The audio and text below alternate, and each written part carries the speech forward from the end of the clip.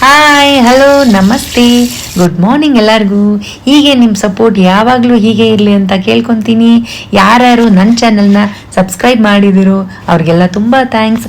ಮತ್ತು ಸಪೋರ್ಟ್ ಮಾಡ್ತಾ ಇರೋರಿಗೆ ನನ್ನ ಹೃದಯಪೂರ್ವಕ ಧನ್ಯವಾದಗಳು. ಇವತ್ತು ಒಂದು ಪುದೀನ ಚಿಕನ್ನ ತೋರಿಸೋಣ ಅಂತ ಬಂದಿದ್ದೀನಿ. ಇದು ನನ್ನ ಓನ್ ರೆಸಿಪಿ, ಸಿಂಪಲ್ ಆ್ಯಂಡ್ ಬೇಗ ಮಾಡ್ಕೊಳ್ಳೋ ಅಂಥ ಒಂದು ರೆಸಿಪಿ. ಮತ್ತ್ಯಾಕೆ ತಡ, ಬನ್ನಿ ಪುದೀನ ಚಿಕನ್ ಮಾಡೋದು ಹೇಗೆ ಅಂತ ತೋರಿಸ್ತೀನಿ. ಮೊದಲಿಗೆ ಒಂದು ಬಾಣಲಿನಲ್ಲಿ ಸ್ವಲ್ಪ ಎಣ್ಣೆ ಹಾಕಿ ಒಂದು ದೊಡ್ಡ ಈರುಳ್ಳಿನ ಸಣ್ಣದಾಗಿ ಕಟ್ ಮಾಡಿ ಚೆನ್ನಾಗಿ ಹುರ್ಕೊಳ್ಳೋಣ. ಆಮೇಲೆ ಒಂದು ಇಡೀ ಬೆಳ್ಳುಳ್ಳಿ, ಸ್ವಲ್ಪ ಶುಂಠಿ ಎರಡನ್ನೂ ಹಾಕಿ ಚೆನ್ನಾಗಿ ಆಯಿಲಲ್ಲಿ ಫ್ರೈ ಮಾಡಬೇಕು. ಕೆಂಪು ಬಣ್ಣ ಬರೋವರೆಗೂ, ಅಂದರೆ ತುಂಬ ಕೆಂಪಿಲ್ಲ, ಸ್ವಲ್ಪ ಕಂದು ಬಣ್ಣ ಬರೋವರೆಗೂ ಹುರ್ಕೋಬೇಕು. ಆಮೇಲೆ ಸ್ವಲ್ಪ ನಮಗೆ ಎಷ್ಟು ಖಾರ ಬೇಕೋ ಅಷ್ಟು ಹಸಿಮೆಣಸಿನ್ಕಾಯಿ ಹಾಕಿ ಹುರ್ಕೊಳ್ಳೋಣ. ಒಂದಿಡೀ ಪುದೀನೂ ಕೂಡ ಚೆನ್ನಾಗಿ ಹುರಿದು ಮಿಕ್ಸರ್ ಜಾರ್ಗೆ ಹಾಕ್ಕೊಳ್ಳೋಣ. ಮತ್ತು ಅದೇ ಮಿಕ್ಸರ್ ಜಾರ್ಗೆ ಒಂದಿಡೀ ಗೋಡಂಬಿ ಹಾಕ್ಕೊಂಡು ಚೆನ್ನಾಗಿ ಪೇಸ್ಟ್ ಮಾಡೋಣ. ಆನಂತರ ಒಂದು ಪ್ಯಾನ್ನಲ್ಲಿ ನಿಮ್ಗೆ ಎಷ್ಟು ಬೇಕೋ ಅಷ್ಟು ಆಯಿಲ್ ಹಾಕ್ಕೊಂಡು ಸ್ವಲ್ಪ ಬಿಸಿ ಆದಮೇಲೆ ಲವಂಗ, ಏಲಕ್ಕಿ, ಪಲಾವ್ ಎಲೆ, ಚಕ್ಕೆ, ಈ ಮಸಾಲಾನೆಲ್ಲ ಆಯಿಲ್ಗೆ ಹಾಕಿ ಫ್ರೈ ಮಾಡೋಣ. ಕಸೂರಿ ಮೆಥಿನ ಲಾಸ್ಟಲ್ಲಿ ಹಾಕೋದು, ಇವಾಗೆಲ್ಲ ಚಿಕನ್ ಹಾಕಿದ್ಮೇಲೆ ಹಾಕೋಣ. ಇದೆಲ್ಲ ಸ್ಪೈಸಸ್ಸು ಸ್ವಲ್ಪ ಬಿಸಿ ಆದಮೇಲೆ ಒಂದು ಸ್ವಲ್ಪ ಆನಿಯನ್ ಹಾಕ್ಕೊಂಡು ಫ್ರೈ ಮಾಡ್ಕೊತಾ ಇದ್ದೀನಿ.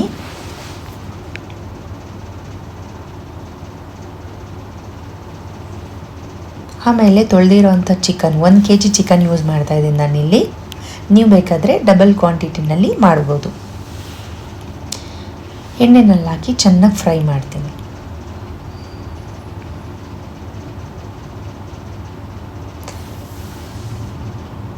ಆಮೇಲೆ ಸ್ವಲ್ಪ ಅರಿಶಿನ ಪುಡಿ, ರುಚಿಗೆ ತಕ್ಕಷ್ಟು ಉಪ್ಪು ಹಾಕಿ ಮತ್ತೆ ಒಂದು 5 ಮಿನಿಟ್ಸ್ ಚೆನ್ನಾಗಿ ಫ್ರೈ ಮಾಡ್ತೀನಿ.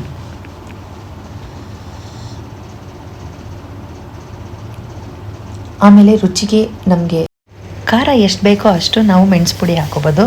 ನಾನೊಂದು 2 ಸ್ಪೂನಷ್ಟು ಹಾಕ್ತಾಯಿದ್ದೀನಿ. ಮತ್ತು ಕಸೂರಿ ಮೇಥಿನೂ ಹಾಕಿ ಚೆನ್ನಾಗಿ ಬಾಡಿಸ್ಕೋಬೇಕು. ಇದನ್ನೆಲ್ಲ ಹಾಕಿ ಮತ್ತೆ ಒಂದು 5 ಮಿನಿಟ್ಸ್ ಚೆನ್ನಾಗಿ ಫ್ರೈ ಮಾಡ್ತೀನಿ. ಮತ್ತು 1-2 ಟೊಮೆಟೊನ ಸಣ್ಣದಾಗಿ ಕಟ್ ಮಾಡಿಕೊಂಡು ಹಾಕಿ ಅದನ್ನು ಕೂಡ ಫ್ರೈ ಮಾಡೋಣ.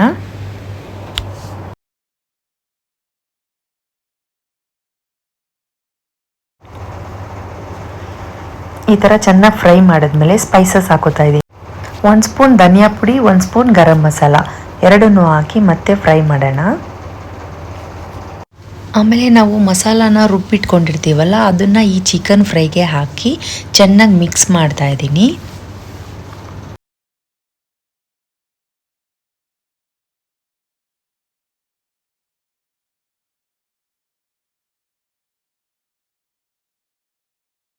ಅದು ಮಿಕ್ಸ್ ಮಾಡ್ತಾ ಇರೋ ಹಾಗೇ ಆ ಟೆಕ್ಸ್ಚರಲ್ಲೇ ಗೊತ್ತಾಗುತ್ತೆ ಇದು ಪರ್ಫೆಕ್ಟ್ ಆಗಿದೆ ಅಂತ.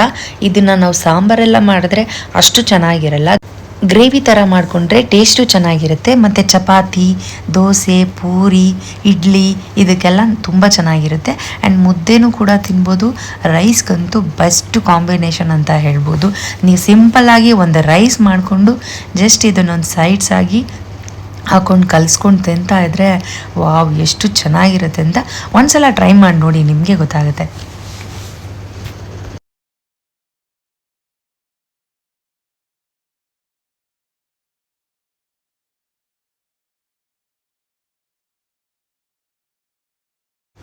ನೀರು ಸ್ವಲ್ಪ ಕಮ್ಮಿ ಅನ್ನಿಸ್ತು, ಸ್ವಲ್ಪ ಮಿಕ್ಸಿ ಜಾರ್ಗೆ ನೀರು ಹಾಕ್ಕೊಂಡು ಅದನ್ನು ಹಾಕಿ ಮಿಕ್ಸ್ ಮಾಡೋಣ.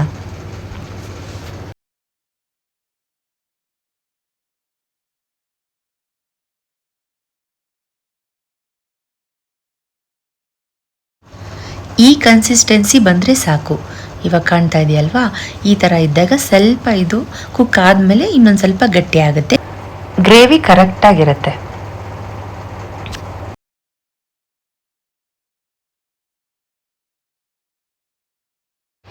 ಈ ಥಿಕ್ನೆಸ್ ಕರೆಕ್ಟಾಗಿದೆ.